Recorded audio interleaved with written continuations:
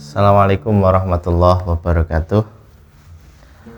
Alhamdulillahi wa kafa wassalatu wassalamu ala Muhammadin Mustafa wa ala alihi wa man tabi'ahum bi ihsanin ila yaumil wafa wa ba'du. Alhamdulillah, pada siang yang berbahagia kali ini kita akan mulai pengajian satu kitab baru, yang dalam hal ini kami atau saya Fakih Abdul Aziz akan mengkaji kitab Husnut Tafahum wa Dark li Mas'alatit Tarki, yaitu yang artinya secara mudah membaguskan pemahaman terhadap permasalahan yang ditinggalkan oleh Nabi Muhammad SAW. Pengarang kitab ini beliau Syekh Abdullah bin Siddiq Al-Ghumari, seorang ulama dari Maroko, dan mendapat syahadah alamiah tahun 1931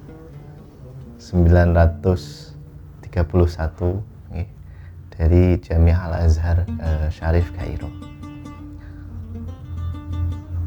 Dan sebagaimana apa yang sudah terjadi atau sudah berlaku dalam tradisi santri salaf, ketika mengawali kajian itu mengawalinya dengan hadiah Fatihah pada mu'alif, pada pengarang. Maka dari itu kami dari Kalam Kuciah juga akan melakukan hal yang sama, ittiba'an salafina sholeh. Bismillahirrahmanirrahim. Al-Fatihatu biniyatil qabul wa tamami kulli sholihan dhahiran ila batinan ila hadratil nabil mustafa sayyidina Maulana Muhammadin sallallahu alaihi wasallam wa ala alihi wa azwajihi wa dzurriyyatihi wa ibadihi ajmain wa ikhwani ya musanna wa ya musyahid wa tabi'in wal ulama il amilin wal musannifin al kutub al darsna fil kulliyah wa fil jami' fil madrasah wa nakhusu bi dzikri ila Imam Syafi'i, Imam Jubairi, Imam Ghazali wa Imam Abu Hamid Al-Ghazali, wa mu'alif hadzal kitab Syekh Abdullah bin Siddiq Al-Ghumari wa jami'i masyayikhina wa syayikh Qudsiyah wa liman sahama fi hayatina lima syarillahi lana wa lahumul Fatihah. Alhamdulillahi rabbil alamin arrahmanir rahim maliki yaumiddin iyyaka na'budu wa iyyaka nasta'in ihdinas siratal mustaqim siratal ladzina an'amta 'alaihim amin. Nah, santai saja ya. Bismillahirrahmanirrahim. Niki ngaji model Arab mawon nih. Ndak saya maknain menggunakan utawi ikiku, langsung pada pemahaman dengan menyebut nama Allah yang Maha Pengasih lagi Maha Penyayang. Pada awal kitab ini Syekh Abdullah bin Siddiq Al-Ghumari beliau mengawali dengan latar belakang kenapa menyusun kitab ini, atau dalam bahasa Arabnya adalah sababu ta'lifi hadzal kitab, alasan atau sebab kitab ini dikarang. Alhamdulillahilladzi hadana sawa'as sabil wa waffaqana li ma'rifatil hujjati wad dalil wassalatu wassalamu ala sayyidina Muhammadin wa alihil akramin wa ridallahu an sahabatihi wat tabi'in aw ba'du.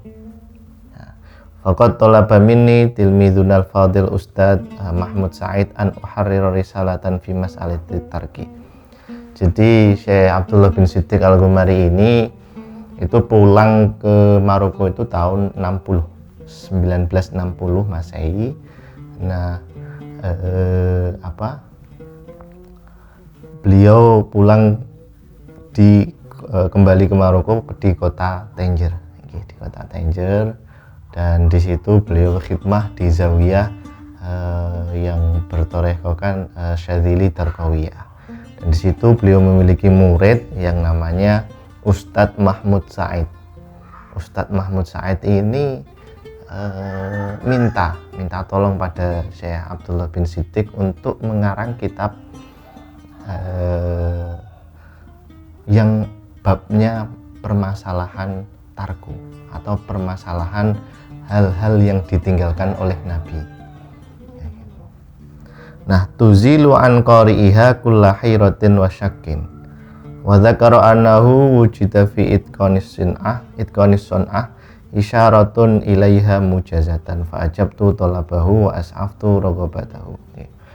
Nah, karena dulu itu ceritanya Syekh Abdullah bin Siddiq Al-Ghumari itu mendapati muridnya ini itu masyarakat kala itu sedang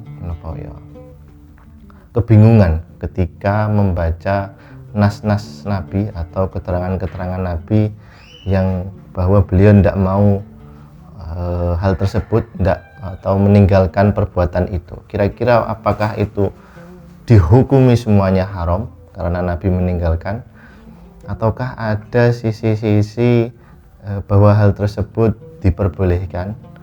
Dan itulah yang menjadi pembahasan kitab ini. Nah, gitu. Wa katabtu hadzal mu'allafa muharraran liyakuna qari'uhu fi maidanil istidlal ala basyiratin min amri. Ya, supaya harapannya itu yang baca ini semuanya paham tentang masalah tarki atau masalah tarki atau masalah sesuatu yang ditinggalkan oleh Nabi. Beliau mengawali di sini al-adillatul latih tajja biha a'immatul muslimin jami'an hiya al-kitabu was sunnah. Jadi gini, beliau mengawali kitab ini dengan penjelasan kira-kira dalil-dalil yang digunakan oleh para ulama fikih dan usul fikih itu terdapat 4 hal. Empat hal yang disepakati, yaitu pertama apa? Quran, hadis, ijma, sama qiyas. Fal jumhur ihtajja bihima wa huwa rajih. Dan jumhur ini menggunakan 4 dalil ini karena inilah yang paling unggul, kayak gitu. Watu jadu adillatun mukhtalafun fiha bainal a'immatil arba'ah wa hiya al-hadisul mursal wa qaulus sahabi wa syar'u man qablana wal istishab wal istihsan wa amalu ahlil madinah. Kemudian setelah 4 tadi yang telah disepakati oleh para ulama, ternyata ada beberapa dalil yang diperselisihkan oleh ulama untuk digunakan atau tidak. Ya, dalil itu apa saja Kang Fakih? Pertama yaitu hadis mursal, kedua qaul sahabi, syar'u man qablana. Syar'u man qablana ini syariat-syariat atau hukum-hukum yang diturunkan pada nabi sebelum Nabi Muhammad. Nah, terus istishab, terus istihsan. Wa amalu alil Madinah, dan amalnya penduduk Madinah. Kebetulan muallif kitab ini yaitu Syekh Abdullah bin Siddiq itu orang yang bermadzhabkan Maliki, sehingga beliau menggunakan amalu alil Madinah atau amalnya penduduk Madinah. Kalau kita Syafi'i kan enggak, cuma berapa? 4 tok toh, Quran, hadis, ijma, qiyas. Tapi kalau Maliki sampai amalu ahlil Madinah. Penduduknya Madinah itu bisa dijadikan dalil. Makanya mereka itu kalau wudhu itu cukup 1 gelas. 1 gelas itu bisa dibuat wudhu.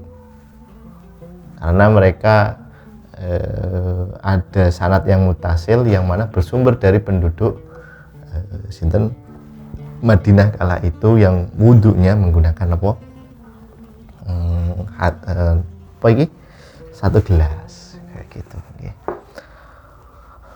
Terus at-tarku. Nah, beliau masuk pada pembahasan yang selanjutnya, at-tarku, yaitu sesuatu yang ditinggalkan.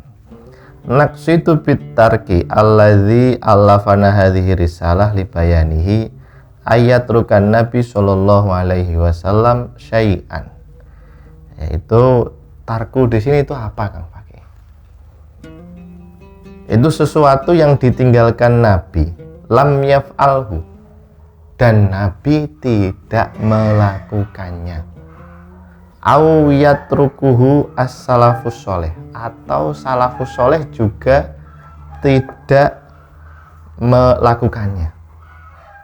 Min ghairi ayyatiya hadisun, tanpa ada keterangan hadis, au asarun, atau perkataan sahabat dan tabi'in, bin nahyi,